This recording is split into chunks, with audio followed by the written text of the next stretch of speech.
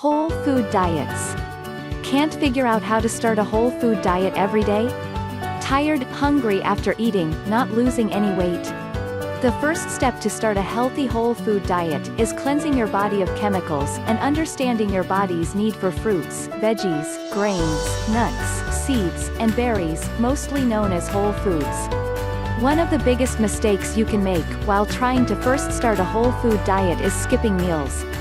When you skip a meal, your body perceives that you are starving. First, it slows your metabolism, causing your energy levels to drop. You slow down and your body burns less fat. Secondly, the meal you eat after you skip a meal will be converted almost entirely to fat and stored to protect you from starving. If you skip breakfast, almost all of what you eat for lunch is converted to fat. Your body thinks you're taking in less food, but in reality, you're causing your body to store more fat. The solution is to eat small meals regularly, throughout the day, fueling your body with whole foods and water.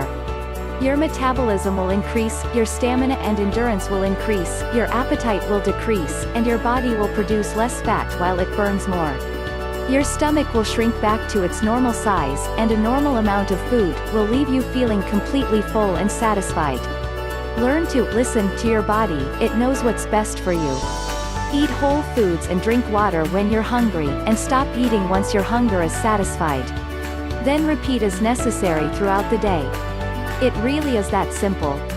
After knowing what to eat that is considered a whole food, try a visit to our website to expand your taste buds with tips and recipes from many highly rated whole food diets.